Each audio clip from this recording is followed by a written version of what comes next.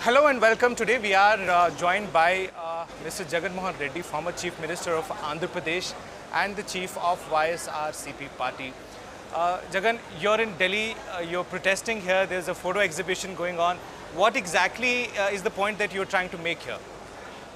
This is the plight in Andhra Pradesh, where within 45 days, you have this kind of a situation where more than 30 people have been murdered, where more than 300 attempt to murder situations have arisen, where you have more than 1,000 cases of vandalism and assault taking place, where more than 560 private properties destroyed, more than 490 government properties also vandalized.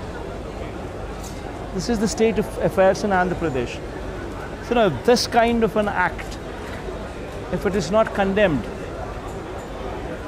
if it is not condemned in democracy, then do you think a democracy would prevail? See, when we were in power, we ensured that none of these kind of acts ever took place. In fact, in our regime, we had a Grama Sachivalayam, village secretariat in place, catering to the needs of every 2,000 households. A volunteer for every 60-70 houses, and without discrimination, without corruption, every scheme was door delivered, including to the people who not voted for us. Well, that was our regime, and well, now you have this regime who's going on a rampage,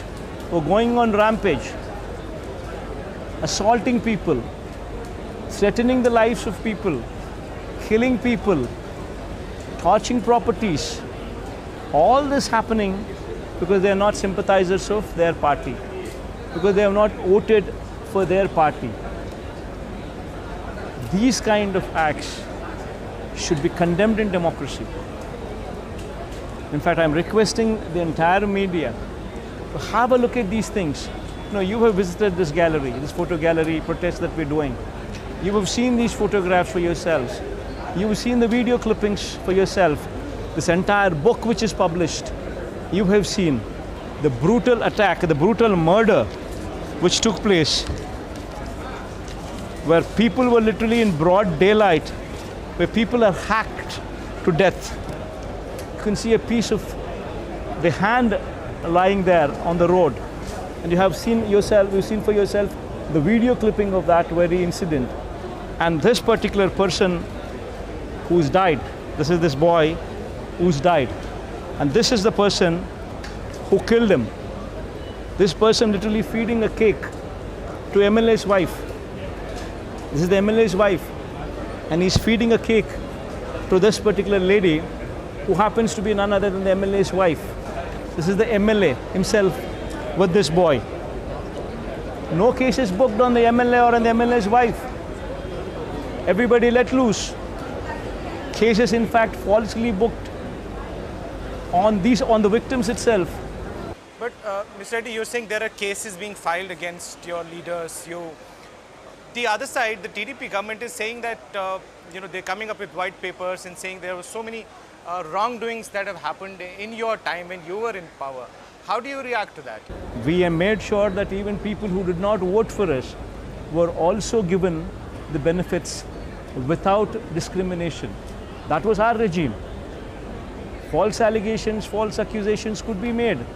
But this kind of stupidity, this kind of madness, nobody in a democracy should be going, should actually be towing the line. So are you saying that all the accusations against you are false, your government are false? These people have gone bizarre, these people have gone mad. And they're doing what a madman is doing. And they're pointing fingers in the opposite direction just to throw the buck on somebody else. And we being part of democracy, it's our duty to ensure that we condemn such incidences. We condemn such incidents. Otherwise democracy will not prevail. See, today they are in power. Yesterday we were in power. Tomorrow we will come back to power. But the party in power, if they resort to these kind of things, do you think democracy would prevail? Jagan, today we saw a lot of India Bloc leaders coming here. Is this an indication that you will perhaps join India Bloc? So the most important thing is we have extended this invitation to every political party. We've also extended this invitation to even to BJP also. We've written letters to Modi ji asking for his appointment also. I've written letters to the Home Minister also asking for his appointment as well. I've also asked for President of the country her appointment as well. We've ensured that every political party across the spectrum is given an invite to come over here to see for themselves all these photographs what are displayed, the video clippings that are being exhibited, showcasing the plight of Andhra Pradesh. Within 45 days, these kind of numbers that you see that is the kind of harassment Andhra Pradesh state is going. And we are asking every political party, every journalist from every media house to also condemn, to also see for themselves, condemn such acts, because it is not healthy for a democracy with this kind of situation. So are you not directly saying that you will join India Bloc at some point of time with this kind of support that you are getting from them? The most important thing is the act is so condemnable.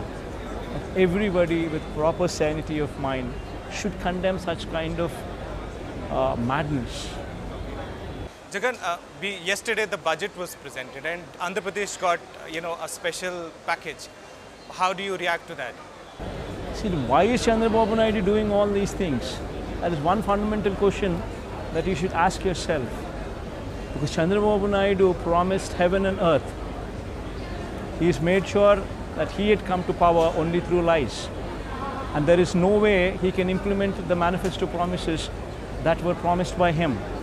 In fact, you have a situation in the state where probably you would never see in the country, where a state government is scared to present a budget. In fact, the state government is now going ahead with a vote on account budget for another 4 months. Can you believe in a 12-month period, 7 months in a year is going on vote on account and not a regular budget? That is the kind of budget Chandrababu Naidu is presenting, because he knows very well that he can't implement the schemes that have been promised, and he knows very well that those schemes will not find place if a regular budget is announced, and if those schemes do not find a place when a regular budget is announced, then people would come onto the roads.